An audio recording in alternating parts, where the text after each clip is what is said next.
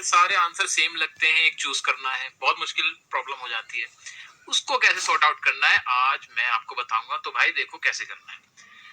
अब ज्यादातर competitive exams के अंदर एक क्वेश्चन आता है जिसके अंदर आपको दी गई होती है एक डायरेक्शन। डायरेक्शन ये होती है कि आपको एक सवाल दिया गया होता है, एक क्वेश्चन दिया गया होता है।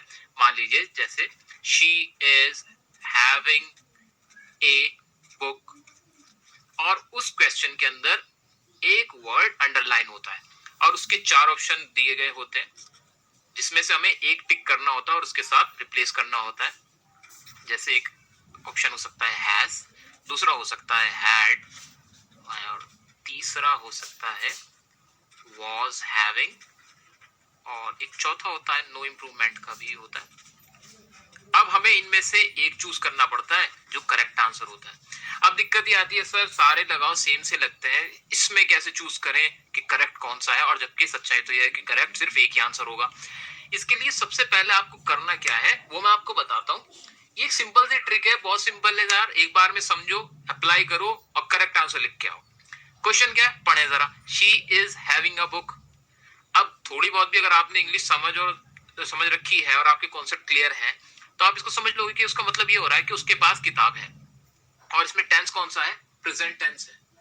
अब आप जब समझ गए कि प्रेजेंट में कोई बात हो रही है तो पहले माइंड में रख लो एक बात कि पास्ट तो बिल्कुल नहीं हो सकता। यानी ये जो हैड वाला ऑप्शन आया और वॉज हैविंग वाला ऑप्शन आया तो ये तो बिल्कुल ही कट गए, यानी इनका तो आना अब पॉसिबल ही नहीं है, क्योंकि अब इसको हम रिप्लेस करेंगे, प्रेजेंट है तो प्रेजेंट से ही रिप्लेस होगा। अब बचता कौन सा है, हैज बचता है, नो इम्प्रूवमेंट नहीं। एक बार इसको रख के देखते हैं, ट्रायल एंड एरर।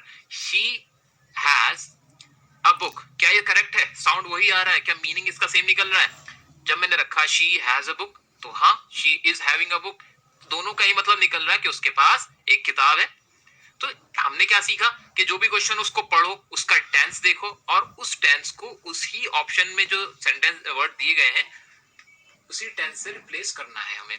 ज्यादातर ऐसा होता है अगर कहीं प्रेजेंट इंडेफिनिट टेंस है तो वो कंटिन्यूअस के ऑप्शन से रिप्लेस होता है, और कंटिन्यूअस है तो इंडेफिनिट। मोस्टली ये देखने में आता है। अब थोड़ा इसको प्रैक्टिकल देख लेते हैं। मेरे पास एक किताब है एसएससी की प्रिपरेशन की, सॉल्ट पेपर है इनफैक्ट इसको हम कह सकते हैं। तो एक सेट में से मैंने थोड़े से एनालिसिस किए हैं कुछ सेंटेंसेस जिसकी मदद से हम सीख सकते हैं जो हमने अभी पढ़ा है। जैसे एक क्वेश्चन है हमारा 28 क्वेश्चन अगर मैं देखता हूं तो ये है she is loving chocolate ice cream. अब ये कौन सा टेंस है, प्रेजेंट में बात हो रही है, प्रेजेंट का भी कौन सा है, कंटिन्यूअस। इसका मीनिंग क्या निकल रहा है कि वह आइसक्रीम को पसंद कर रही है। जैसे मैंने आपसे कहा कि कंटिन्यूअस इंडेफिनिट में ज्यादातर चेंज होता है और इंडेफिनिट कंटिन्यूअस में। अब इसके ऑप्शन देख लेते हैं। तो has been loved, has been loved अगर आपने पैसिव वॉइस पढ़ी हुई है तो आप समझ जाओगे कि ये तो बिल्कुल नहीं होगा। और जैसे हमने पढ़ा है कि कंटिन्यूअस इंडेफिनिट में ज्यादा जाएगा तो सी ऑप्शन है लव्स। ए ऑप्शन देखें एक बार, हैज लविंग, हैज लविंग तो कोई ग्रामर का रूल ही नहीं लगता, हैज लविंग नहीं हो सकता। तो यहाँ पर हम लगाएंगे लव्स, तो हो जाएगा सेंटेंस ये she loves chocolate ice cream. Check कर लेते क्या हम सही है। 28 का सी, लेट्स फाइंड आउट। 28 का आंसर है हमारा सी। तो सिंपल सा लॉजिक लगाया, सेंटेंस पढ़ा, समझा, हमने देखा प्रेजेंट है तो प्रेजेंट ही आंसर होगा, प्रेजेंट में भी इंडेफिनिट है तो कंटिन्यूअस हो जाएगा, कंटिन्यूअस है तो इंडेफिनिट हो जाएगा। ज्यादातर ऐसा ही रहेगा, डिपेंड करता है question to question, but mostly हमें ऐसे ही इसको बनाना है।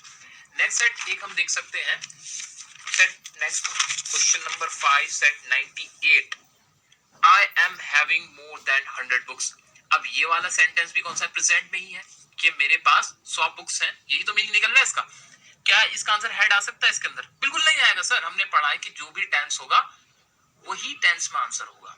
ये प्रेजेंट है तो प्रेजेंट में होगा, हेड लग के तो ये पास्ट में चला जाएगा, तो ये तो होने से रहा, तो ये तो हमने कर दिया कट, ये हो गया हमारा कट। नेक्स्ट देख लेते हैं हैव हैड, नहीं ये कुछ नहीं बन रहा। नेक्स्ट देखते हैं बी हैव, क्या ये होगा, बिल्कुल हो सकता है, I have more than 100 books. इसका मतलब भी सेम ही जा रहा है कि मेरे पास 100 बुक्स हैं, और I am having more than 100 books, इसका भी मीनिंग सेम ही जा रहा है। तो हल्का सा हमने जब अपना सेंस लगाया और लॉजिक लगाया, थोड़ी ग्रामर इसके अंदर हमने रूल्स अप्लाई किए, तो चीजें इतनी मुश्किल नहीं रही और हम इजीली आंसर तक पहुंच गए। एक सेट हम और देख सकते हैं, इसमें एक क्वेश्चन नंबर है हमारे पास ये रहा, I am having 2 sisters. I am having 2 sisters, इसके अंदर भी प्रेजेंट में बात हो रही है, हैड आएगा नहीं, जैसे हमने पहले भी देखा है हैव हैड, इससे भी कोई सेंटेंस में मीनिंग नहीं निकल रहा। अब प्रेजेंट का है तो प्रेजेंट में रहेगा आई हैव 2 सिस्टर्स, इसका मीनिंग सेम निकलता है कि मेरी 2 सिस्टर्स हैं। आंसर चेक कर लेते हैं। क्वेश्चन नंबर 27 का सी, हाँ सी है, तो ये बहुत इजीली हो गया। अच्छा पिछले वाले का तो आंसर भाई देखने ही भूल गए थे, इसका भी तो देख लो। तो पिछला सेट था हमारा 98 का 5, तो इसका हमने लगाया था 5th का बी, तो 5th का बी है क्या, देखते हैं 5th का बी ही है। इस